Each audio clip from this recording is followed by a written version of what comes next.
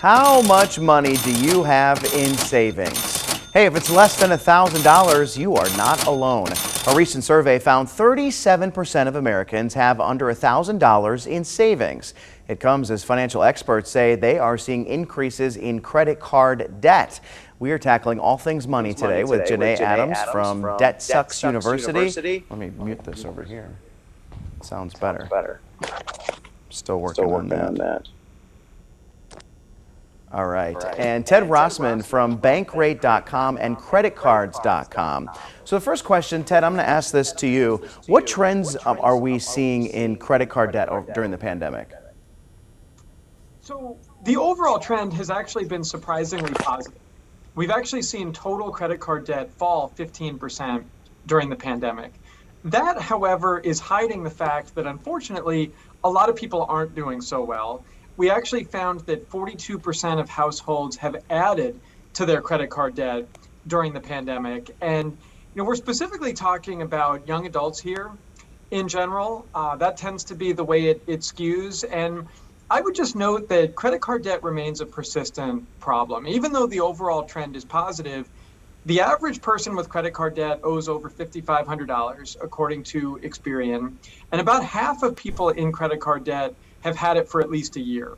The interest rates are high. We definitely want to come up with some good strategies to pay that down, whether that's a 0% balance transfer card or nonprofit credit counseling, or really just the fundamentals of finding ways to up that income, cut those expenses. You really need to make this a priority. So, Janae, what can someone do if they do have credit card debt? Sometimes it's getting that first step can be the hard part.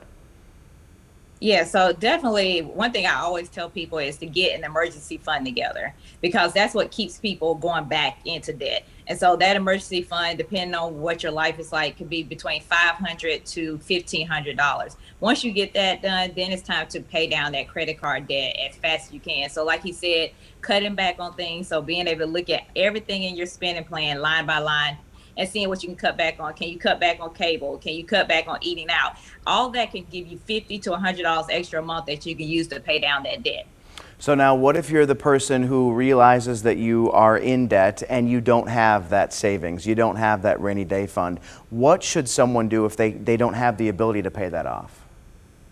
Yeah, so definitely what you were saying, be able to go to a nonprofit agency to get some help to help pay that down and see what strategies you can use, but also just taking it one step at a time. The best thing that a person has done in that situation, realize they're in the debt and knowing what that exact number is, but then going and saying, okay, let me start paying towards it while also adding to my savings. And that's going to help them take some of the financial stress off of them and out of their lives.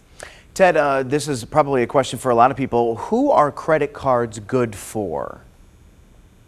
About half of credit card holders pay their bills in full every month and avoid interest. That's really what we want to shoot for, because that's when credit cards really work for you. Credit cards have much better rewards programs than debit cards. And I would note that credit cards have other advantages: better fraud protections, better buyer protections, things like extended warranties, purchase protection. There are some great things about credit cards. The one bad thing is the average interest rate is 16%.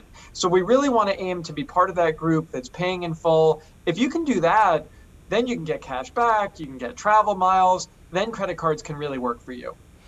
For someone who might be in a situation where, it's a monthly cycle where they pay down a little bit of it, but then they build it back up and then they pay down a little bit of it every month, would you suggest taking money they have in savings to pay it off completely, but risking the knowledge that you will not have that safety net? I think that could be a good strategy given how high credit card rates are.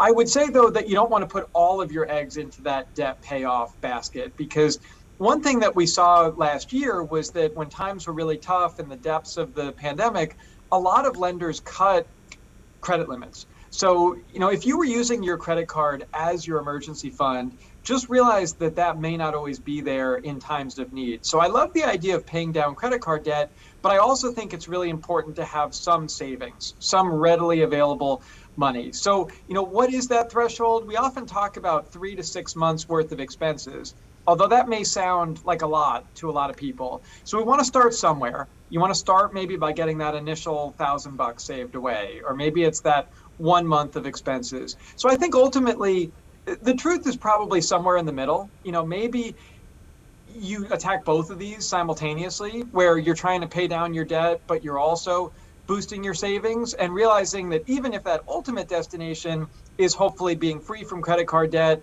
and having 3 to 6 months worth of expenses, it's also true that every dollar you pay down on your credit card is basically a guaranteed return of whatever that interest rate is, 15, 20%. So, it may be the kind of thing that you attack both of these simultaneously. Janae, we've seen some companies recently, especially Walmart, really in the news lately, doing away with their layaway programs, but there are other buy now, pay later programs out there. How are they different, and which is the best choice for you? Well, all of them are now just charging you fees anyway. So they took the layaway, which was free, and now they're pretty much jumping into the boat with everybody else with the buy now, pay later, which also will have fees. And so it's just up to the person. I always, especially now that the holidays are upon us, I always talk about starting now. Like, we're in October, so you have almost 3 months to save up for Christmas holidays if you celebrate it. So start saving $10, $20 a week right now, so you don't even have to worry about any kind of fees, any kind of buy now, pay later. Just buy what you can with the money you have that you save, and everybody will be pleased with that, because guess what? It's really about the holidays and family, and not about gifts. Right, that's a good reminder for everybody. What would you say are the downfalls to these programs? It's definitely being able not to actually pay it on time. So before I got into the $50,000 of debt, I did the buy now, pay later with furniture. And so I know this firsthand. And it was the whole, you open up the credit card and you get no interest, no payments for 5 years. What I didn't know is that at the end of the 5 years, if I didn't finish paying off the furniture, all the interest is going to be added on to the end. And so I ended up paying it off. So that's why I tell people, you have to really be careful with the buy now, pay later, because if you don't pay on time, you can end up paying more for what you actually did. I would have paid way more for the furniture than I was supposed to. Ted, when would you say is a good time to apply for a credit card? I think it's a great time to apply when you have a bunch of spending coming up that you can hopefully pay in full. So we talked about how important it is to avoid those high credit card rates. First of all, only chase rewards if you can pay in full. But the reason I say time it around a big spending spike is because most of the best credit card bonus offers will require you to spend a few hundred all the way up to a few $1,000s within the first few months.